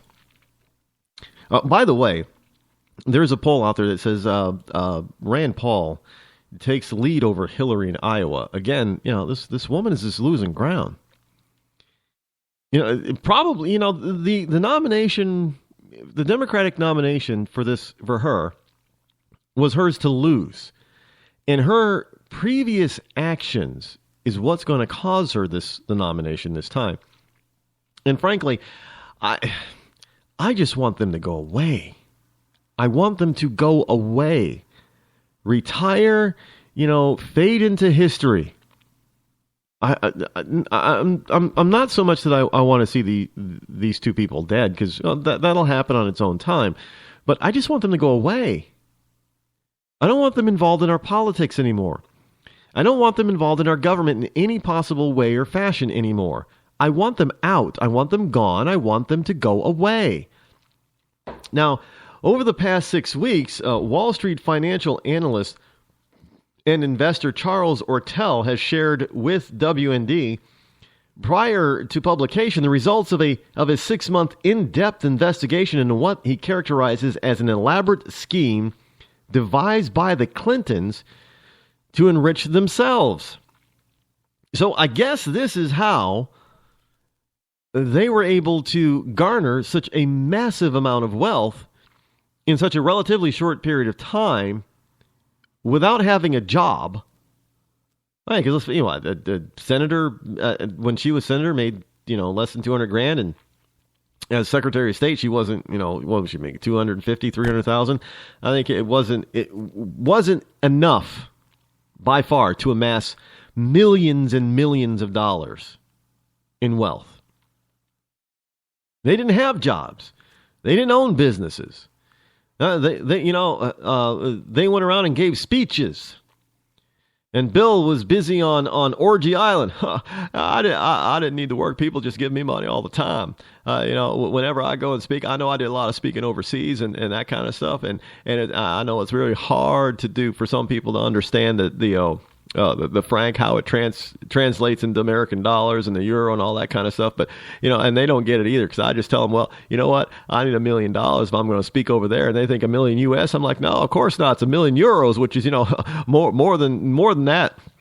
It's more than $1 million in U.S. money. So when I bring it back, I clean up. But I can honestly say we didn't make enough to be worth what we're worth today. But hey, we're Clintons. What do you expect? Now, through their foundation, Ortel contends that the Clintons have defrauded an unsuspecting international public of hundreds of millions of dollars for personal gain. Now, the findings come amid separate charges in Peter Schweitzer's upcoming book, Clinton Cash, The Untold Story of How and Why Foreign Governments and Businesses Helped Make Bill and Hillary Rich. I would say it made them super rich and part of the 1%. That same 1% that Hillary says I'm going to take them down. In Ortel's April 20th report, False Philanthropy, the first interim report concerning the Bill, Hillary, and Chelsea Clinton Foundation, he asked, did management exercise vigilant to ensure that the Clinton Foundation actually carried out its original and its amended tax-exempt purposes? Now, I got to ask, I'm not exactly sure what the Clinton Family Foundation actually does. And I don't know if this is true, because I didn't even bother to check, because I wasn't really all that interested. But now I think I should check. But I understand, or I heard that little Chelsea, well, she's not so little. What is she, in the 30s now? She's not so little anymore. But she makes it like $500 or $600 grand a year. I don't know exactly what she does to earn it. But hey, look, as long as she has a job or a business that's paying her that, I'm fine. She earned it, unlike her parents. She's earning it. Yeah, it's none of our business if she's overpaid for whatever job she's doing, because, we could say that for a lot of you. Do we think Tom Brady's worth the millions of dollars a year that he gets paid? He's playing a game, for crying out loud. But hey, if he gets it in a legitimate manner and somebody's willing to pay him that, then that's fine. But the Clintons outside of Chelsea, they don't have jobs where an employer is paying them. So we have to ask the question, where the hell are they getting all this money? And there's a bunch of stories out there that are coming out now. Here's another one. GE's Jeffrey Immelt roped into Clinton cash scandal. Now, Jeffrey Immelt, CEO of General Electric, outright refused at a recent shareholder session to explain the coincidental timing between his philanthropy's cash donation to the Clinton Foundation and his company's subsequent receipt of a lucrative State Department contract. So, what was it, a pay-to-play thing? Hey, Jeff, you give our family foundation some money, and I don't mean a couple bucks either, buddy. You open that wallet, open that checkbook. Yep. And it better be lots of zeros there. You give us lots of zeros, we'll give you a huge fat contract. Okay, I already cleared it with Hillary. You remember she's the Secretary of State. We can get it done for you, buddy, but you got to give us that cash first. Okay, yeah, trust me, we'll get it done. Now, Justin Danhoff, General Counsel for the National Center for Public Policy Research, asked Immelt at the Oklahoma City gathering, while Secretary of State Hillary Clinton lobbied foreign governments on behalf of companies, including GE, at a time when those companies were making donations to the Clinton Foundation. In late 2012, for example, Clinton urged the Algerian government to award a power plant contract to GE. Now, GE contributed to the Clinton Foundation. Then in 2013, Algeria awarded the power plant contract to GE. So by donating to the Clinton Foundation while receiving a huge favor from the Secretary of State, was GE exposed to the risk of being charged with honest services fraud. So, look, Clintons, when you're dealing with the Clintons, man, you better not only watch them, but you better watch your back and watch your sides, watch your head and watch your feet at the same time. Because, you're going to get stabbed somewhere, Jack. And for whatever reason, they don't get touched. Remember the Whitewater stuff? I mean, there's some stuff that's coming out about that's resurfacing about Whitewater now, and then people are just wondering, wait a minute, how did Hillary escape all of that? Because they don't get touched. I mean, Slick Willie is, he made the Teflon Don of the mafia look like he didn't have any no stickum on him. I mean, this is ridiculous. I don't know how they get away with it. But they have, and they've been getting away with it for decades now. And now we're talking, I think their greed may have gotten the better of them this time, because now all this is coming to a head at once. And again, we're talking, we got the Benghazi scandal is still brewing out there, and the Republicans aren't letting it go. And we've got she should have known this. I don't know what she was thinking about getting into she knows this is her last chance, her last hurrah, because she's not going to be able to do it in 4 years from now. She's going to be too old. And if a Democrat wins, God forbid, then she's out 8 years. And if a Democrat does win and there's a decent vice president, then she may not be in at all. So this is her last hurrah. And she doesn't have another shot, but she has screwed up and burned so many people in her past that it is now all coming out. And you want to talk about, looking for skeletons. Look, even the lamestream media is starting to focus on this. And you got a problem when the lamestream media starts to focus in on you. Because if they really start digging, they're going to find it. And when they find it, they're going to run with it. Because somebody's going to find it. And somebody's going to run with it. And if the lamestream, because this is not going to be able to be hidden, even if it goes, even if it starts out like it has in secondary media, right-wing media, and Fox starts to get a hold of it, and it leaves, this is going to be way too big. People are paying attention to this stuff. As well they should, because, we're talking about the leader of the free world here, and she's an apparent criminal. Now, I say apparent because all this stuff is still just allegation, but it doesn't look good for her. It doesn't look good. Now, again, in true American fashion, she's innocent until proven guilty in a court of law, being judged by her peers. But, Clintons don't think they have any peers, by the way. And I'm just wondering what it is that Obama is holding back. Obama may not like Elizabeth Warren now either, because Elizabeth Warren called him out on his secret trade deals. But who are they going to go with? Lincoln Chafee? Really, seriously. But now that these people, if they're going to start roping in these CEOs like Jeffrey Immelt, then they're going to start singing like canaries to save their own jobs and their own companies and their own tushies. They're not going to take the fall willingly for the Clintons on this. Trust me, they're not. We're talking rich, powerful people who are too used to their wealth and power and their big, and they're not going to want to see their companies get hit. Well, because if their companies get a hit, they're out anyway. They're done. Their companies take a hit, a big hit, because this would be a huge hit. Then the CEOs and the people running those companies, they're done. They're not gonna fall on this. They're the wrong people for the Clintons to be messing around with. They're not gonna fall on the Clinton sword for the Clintons, which is a good thing. Some of these people they're gonna roll over on the Clintons. Here's another story that I found kind of interesting. A dead man. This is a WND Diversions story. A dead man warns, don't vote for Hillary. Talk about a parting shot. North Carolina family member said their patriarch, 81-year-old Larry Upright, interesting name, Larry Upright, had such a passion for politics that they had to give him one final chance to express his views, so they included in his obituary a plea to not vote for Hillary Clinton.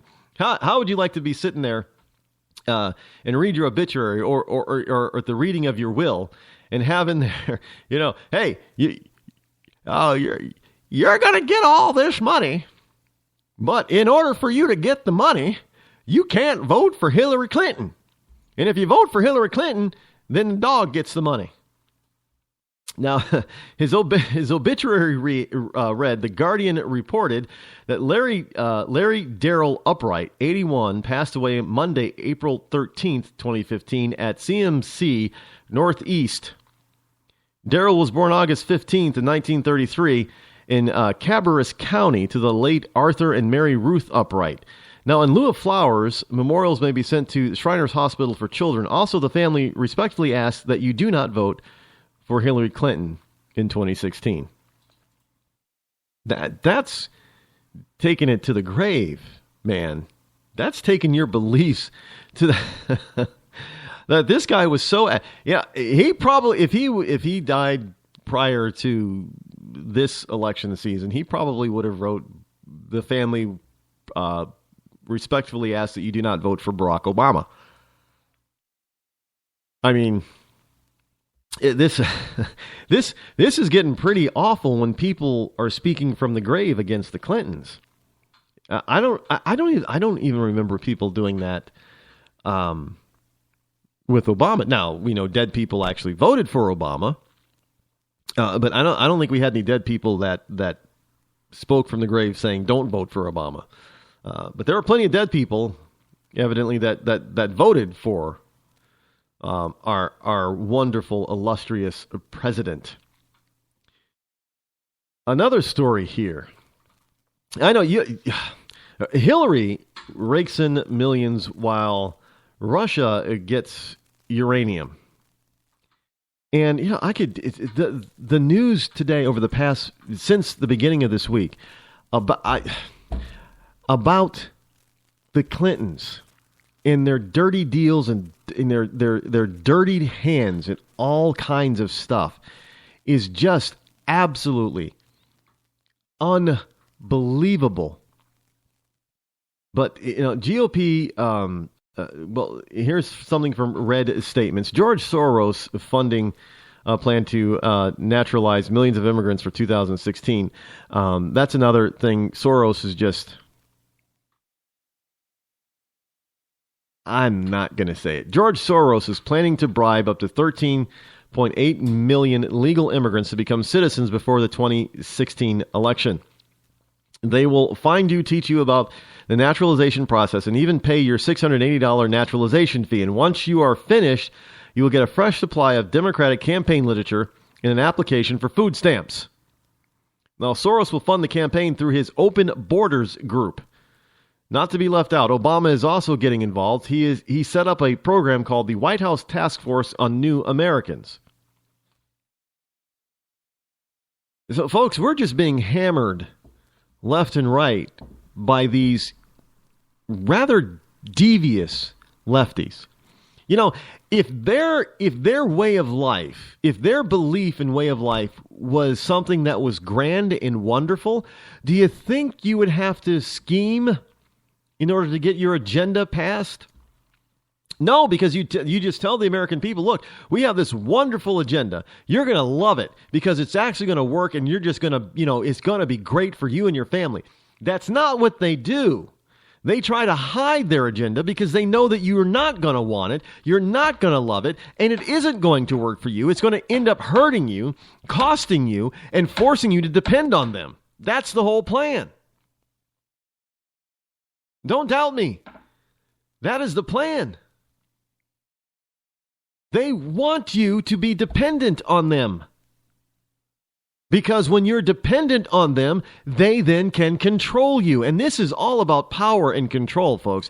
Nothing more. This is not the liberals being so loving, so kind, so generous that they want you to have the best possible life. No, they want to rule you because if by controlling you, when they get to control you, they make a ton more money. Now, this whole thing about the Koch brothers going out there and spending all their hard-earned money trying to quote-unquote buy elections, but at the same time, we got George Soros outspending the Koch brothers in all the different types of organizations that this guy single-handedly funds, or at least partially, majorly funds. And we don't hear the left talking about George Soros. Why? Because this guy has got billions of dollars too. And this guy has been investigated all over the world. I mean, he's been accused of currency manipulation, gold price manipulation, all kinds of stuff. Now, you cannot tell me that this guy has been accused of all kinds of devious financial acts all over the planet, and none of it is true?